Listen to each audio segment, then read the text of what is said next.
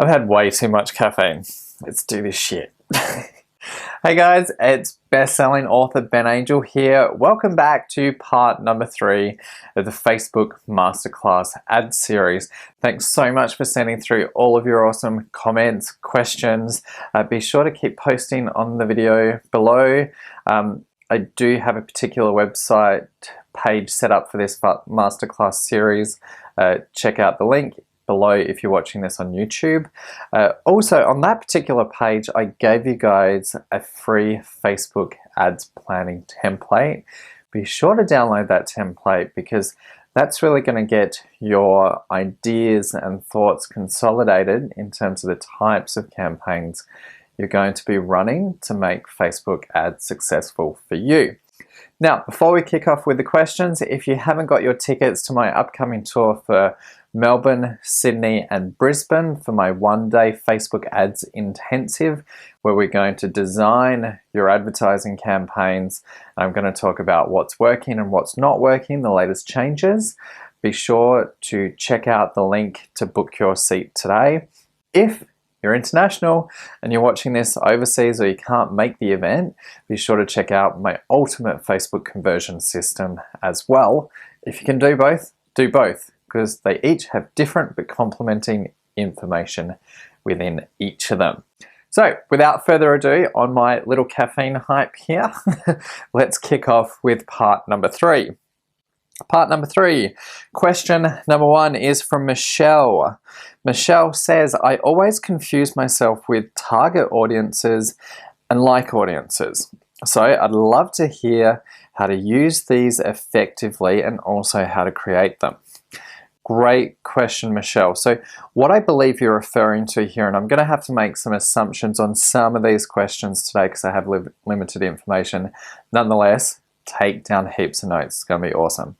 So with this particular one, I'm going to make the assumption here that when you're talking about like audiences, you're talking about the audience when you're actually on your Facebook fan page and you can hit boost to attract an audience through that. That would be known as what's a like audience in terms of, that's what I'd call it. Or a target audience, which is something that you set up through Audience Insights, or you can also set them up through the Power Editor. I would recommend setting it up through Audience Insights. Now, in terms of the difference and how to use them effectively, there isn't a huge difference here. Bottom line, when it comes to effectively advertising on Facebook, you have to focus on the right audience. If you don't have the right audience to begin with, all your ad campaigns are going to be screwed from day one. And within Audience Insights, you can do your targeted research to find other pages that your prospective audience are also interested in, so you can advertise to those Facebook fans as well. So if you're looking to boost your page to get new likes, I would set an audience up within Audience Insights, and then you can boost to get new likes for your fan page in general over on your fan page. But when you set it up in Audience Insights, it should appear as a drop-down option on the Facebook fan page itself. So by doing that, going to be far more targeted. You can just hit boost and you're pretty much allowing Facebook to optimize who they believe will get the best likes. If you haven't watched video 1, you won't quite understand why that's a massive problem. So watch video 1 in the series because I explain that in great detail. But in this case, my recommendation to create that audience through the Audience Insights section. Second of all, watch video 1 as well for my opinion on whether you should be boosting your page to attract likes or not, because I go on a bit of a rant on video 1 about why this is a good idea and why it's not. Check that out so you can make a decision for yourself. Question number 2 is on frequency. How often do you send out promotions? So every day, start to finish of the day, do you take little breaks like 2 weeks and then do a major campaign, then take a week break off? Is there a cycle that works? And when you have breaks, do you mix up the content? This is a really good question, and the answer is going to be incredibly valuable to everyone that's watching this.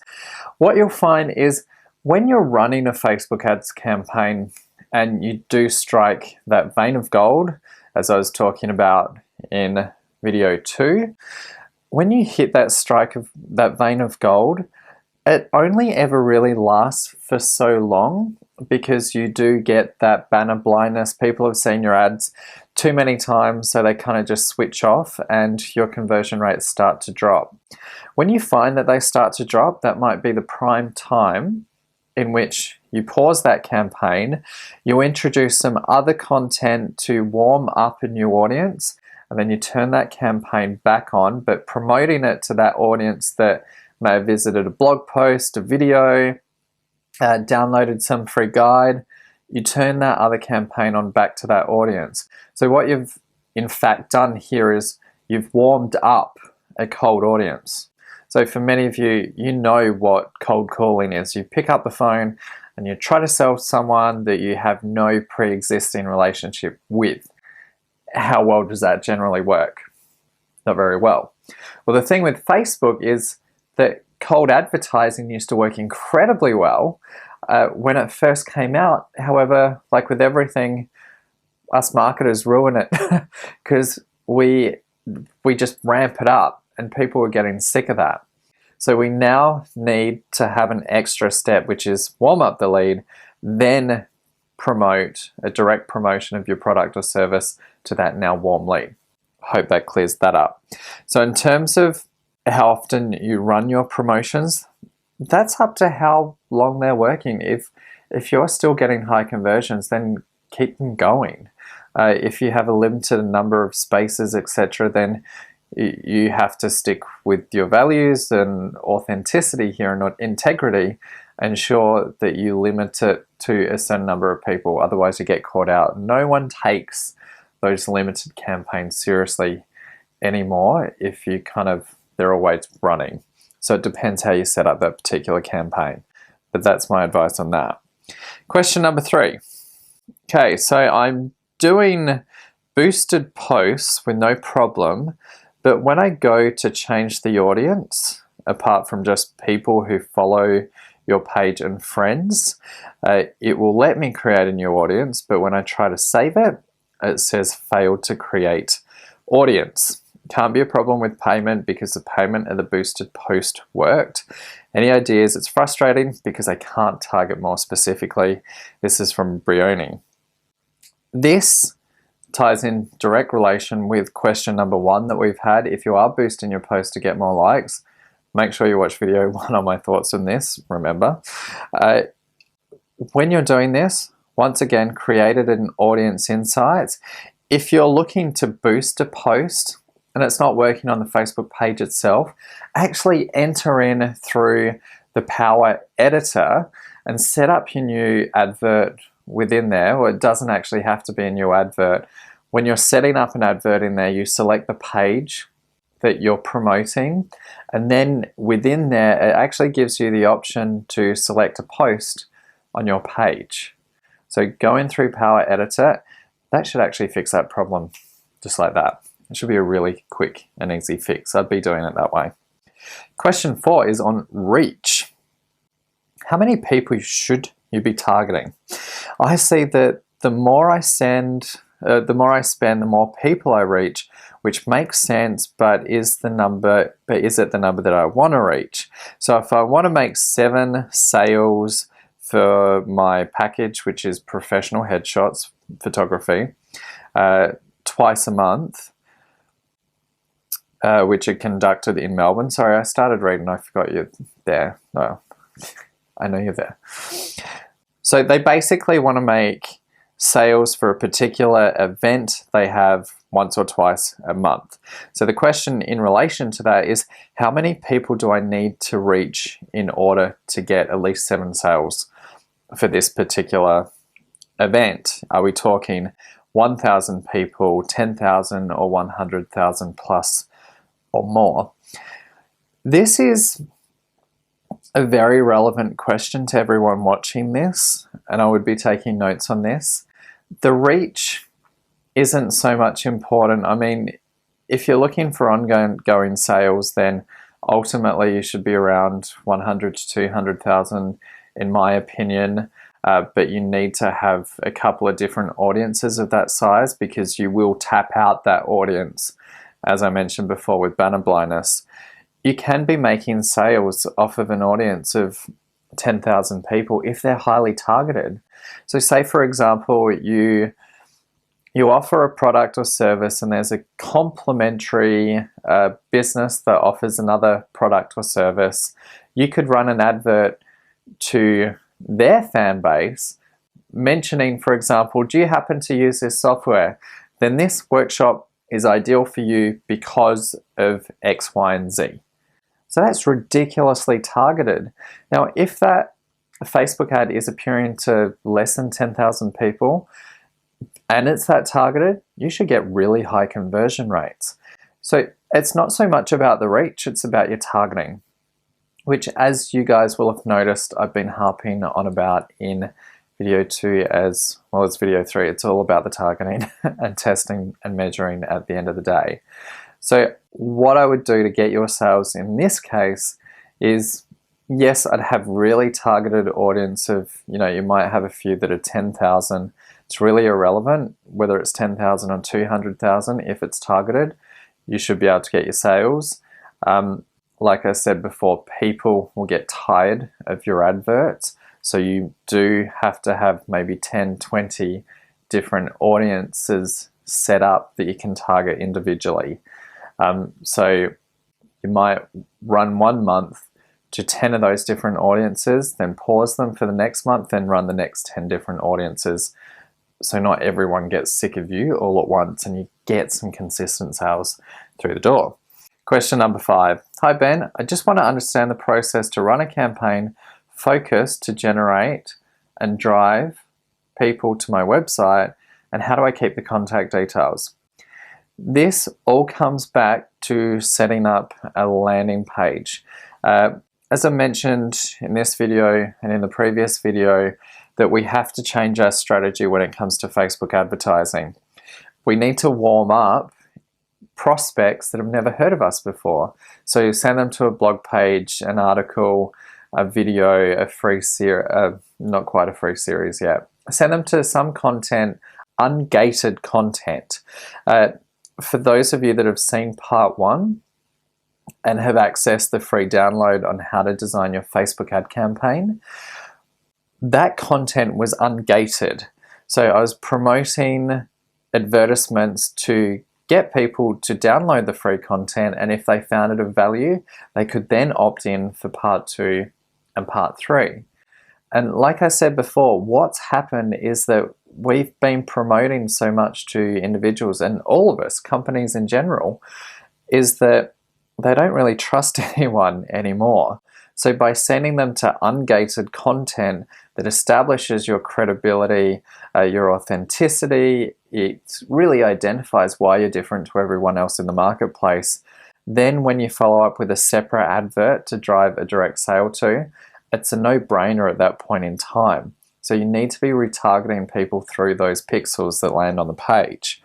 That is the best way to do it. So step 1 is to drive content-driven, ungated content, get people to your website, pixel them, then retarget those pixels with a direct promotion. And the second direct promotion might be, hey, opt in for the free video series, for example. That could be a second part promotion. So you always want to be warming up new leads to your brand and your product or service. Question number 6. How far out from an event or a specific day do you start promoting, and how heavily do you do so?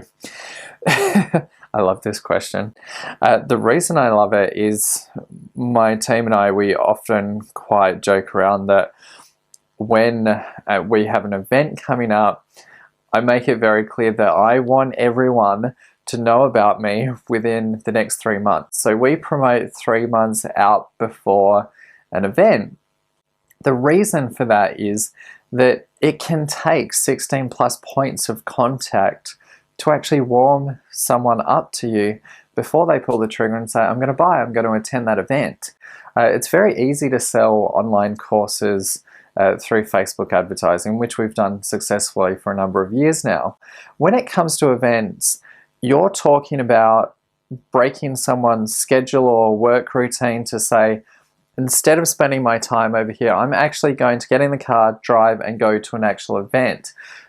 That takes a lot more convincing, which means you have to be very strategic about how you're advertising, and you need to promote as heavily as you can. And for some of you that may have been following me for quite a few years now, you may have noticed that before I've got an event coming up, that a lot of free content starts coming out. So articles, in this case, before my next tour, we're doing this free 3-part video series, which has convinced and influenced a lot of people to come along.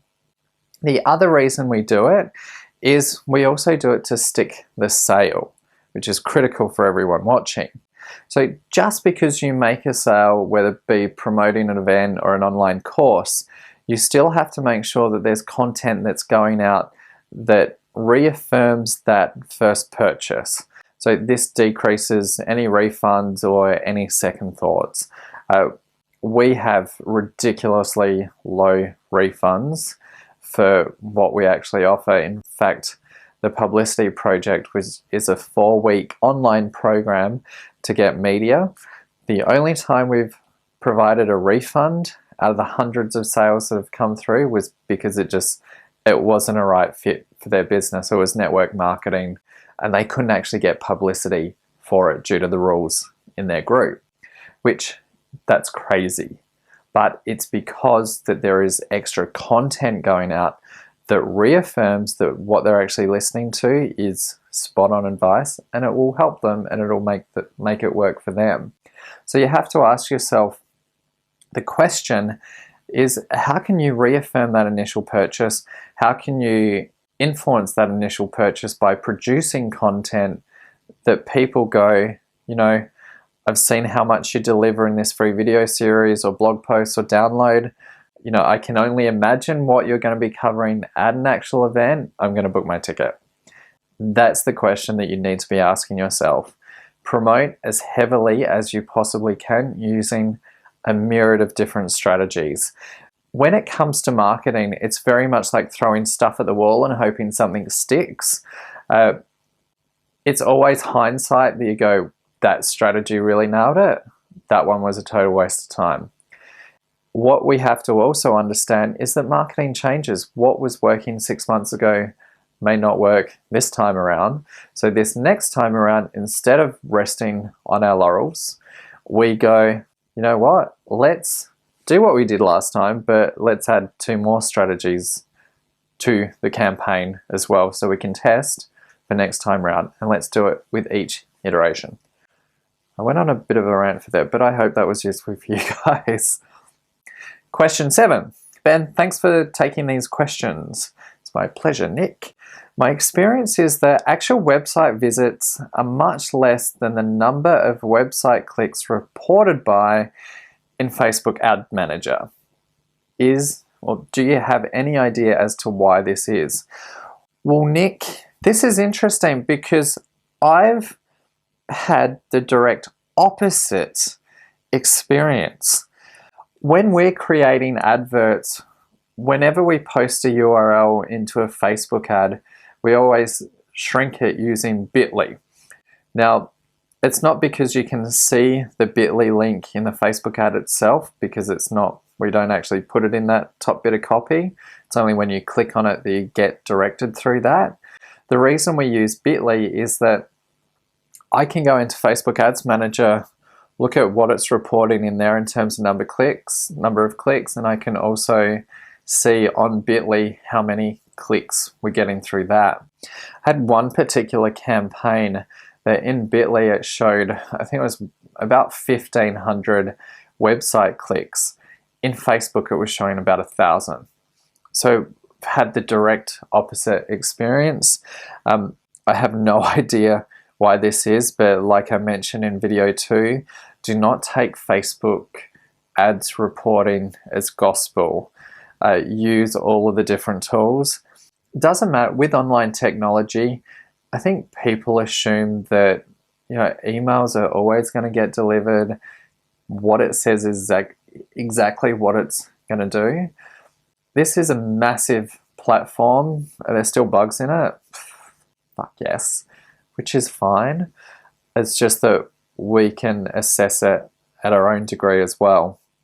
So with that particular campaign, in my case, I would look at the bit.ly link, look at how much I'm spending within that particular Facebook campaign, calculate my cost per click, and then choose whether it's relevant or not. But bottom line is it ultimately converting? That's the question. And are you generating a return on investment from it? So Nick, no idea. Don't treat it as gospel. Make sure you have your back end. The other thing that I want to point out here is that you need to watch the bounce rate of your website. Say, for example, you visit a website, but it loads really slowly, and then someone clicks away. Facebook still reads that they landed on the website in that certain instant, but it doesn't mean that they actually saw the page. They may have clicked away before that. If you've got a bounce rate, I think about 60% is kind of average. You can get it down lower than that. But if you've got a really high bounce rate, it does mean that you're paying a lot more for advertising, and you're looking at your Facebook stats or you're looking at your bit.ly link, it's saying 1,000 people are visiting your website page, but if you have a bounce rate of 60%, then only 400 people visited that page, which means your cost per click just went through the roof. If you're using WordPress, for example, which I can't recommend highly enough because there are so many free plugins for it. If you're using WordPress, there are some free plugins that you can use to actually increase the speed of your website and also cache it in different countries. So if you're using a particular website or a particular server in Australia, but someone in the UK is visiting your website, it means it has to bounce to the Australian server and then bounce back to the UK. There is an online software, I've totally forgotten the name of it. Remind me in the question below to post the link to it, which actually has servers all around the country. So it caches your website in the UK, US, Canada, New Zealand, wherever the closest server is, and it'll bounce that person from their closest server, so it actually loads your website a hell of a lot quicker and it decreases your bounce rate. Do not ignore that. Ignore it at your own peril. Like I said, if you've got a 60% bounce rate, then out of 1,000 visitors, only 400 are visiting, and you're paying for 1,000. It's insane. It's one of the most overlooked things. So overlooked. Next question. Question 8 is from David. So David asks, hi Ben, is there a way to display ads based on company name using a partial name? For example, could I target any company name where the company name contains heat somewhere in the business name in general? This is an interesting marketing strategy. I would personally ditch it, to be honest with you, David. The reason here is, unless you've got something that you're selling, and you don't actually state it here, which is fine, but unless you've got something to sell that is in direct relation with business names, then there's going to be probably 99% zero relevancy for the companies that you're actually targeting. So I would actually scrap this campaign personally and go back to the basics, work out what your demographics are. The other thing is, be sure to download the free Facebook Ads Planner template and answer those questions, and I think you'll find you get a much better result by answering the questions in that planner around the demographics and who you need to target. Bottom line, ditch it. I don't believe it'll work. That's no BS approach for you. Question 9. This is from Susan. Hey Ben, I've recently started a blog. I'm interested in drawing people from Facebook to it. I've been successful in what I've experimented with, though I'd like to engage and interact more with people and learn how to draw more people to the site. With this particular question in terms of how to actually do that, the real question here is, how are you going to make money? Bottom line, how is it going to be profitable for you? A lot of people start, they see the here, but they don't see the final outcome, which is actually over here. At the end of the day, it doesn't matter what you're doing on Facebook. There has to be some kind of return on investment. Yes, you need to put that brand goodwill in to get interaction and engagement with people, but ultimately there is always an end outcome, because at the end of the day, if you don't get paid, you can't do what you love, which is a serious problem. So the question here is, what's the end sale? And then you work back from there. How do I produce free content that helps get that end sale? How can I produce, it could be, quotes, other images, articles, videos that all builds up to that. And it's that content that you use for engagement on your Facebook page, as well as getting people back to your blog in general.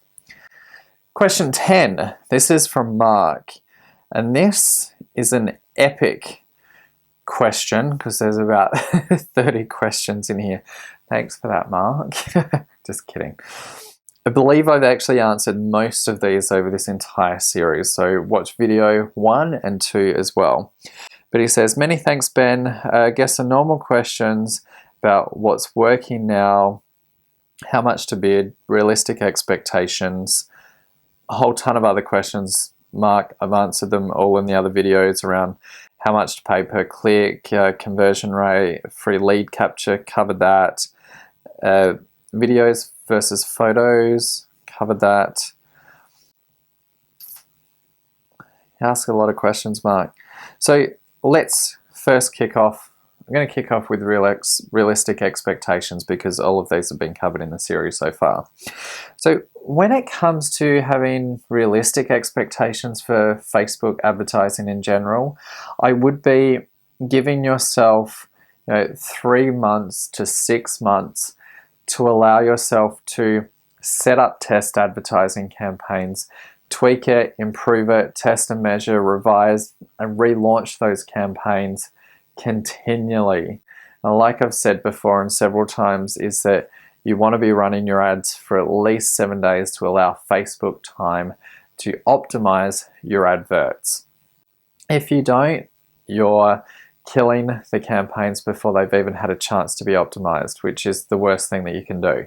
So give them 7 days, but allow yourself time over that 3 to 6 months realistically to go, okay, within the next 7 days, I'm going to put up, say, 50 or 100 adverts, and at the end of the week, I'm going to see what's working and I'm going to cull what's not.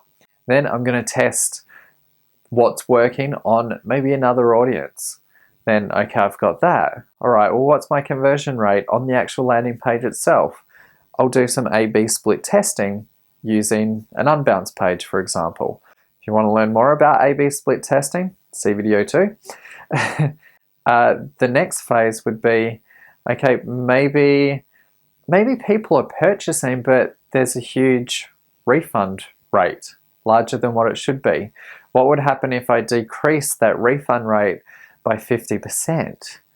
Can you see how all the way down the line, within the next 90 days, 6 months, you're just continually fixing little things and improving upon the next, and you're leveraging up every single step of the way? That's a realistic expectation to have.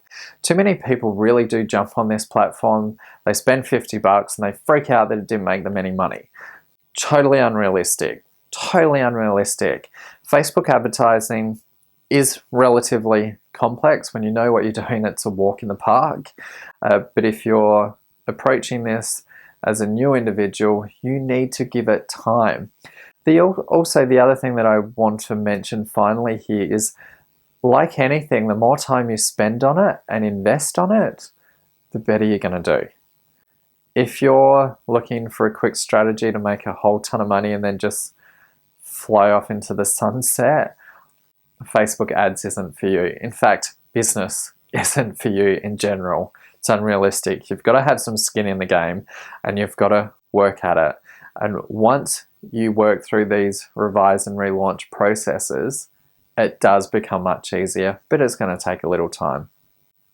So on that note, that's the 30 Facebook questions that I've answered you throughout this Facebook Ads Masterclass series. If you've got a comment or any other questions as part of this series, be sure to post in the comment section below. If you're watching over on YouTube, click on the link to hit on the landing page, the official landing page for the series, to download your free Facebook Ads Planner as well. Finally, if you haven't got your tickets to my upcoming one-day Facebook Ads Intensive coming to Brisbane, Sydney and Melbourne, be sure to grab them now because these events are going to be jam-packed. The interest has been overwhelming, so thank you so much for putting your faith and trust in me to deliver an incredible event, and also watching this series too. If you are international and you can't make the event, check out my ultimate Facebook conversion system below as well. Honestly, if you've seen what we've covered in this video series, you wait till we get to the event, because that's where everything's going to come together and we're going to structure everything to make it really easy and flow as smooth for you as possible. In the meantime, be sure, leave a comment, share with a friend, download the template and check out all of my other videos over on YouTube. And I will see you hopefully at one of the events or in the online course. Thanks so much, guys. Take care and good luck with your advertising campaigns. See you soon.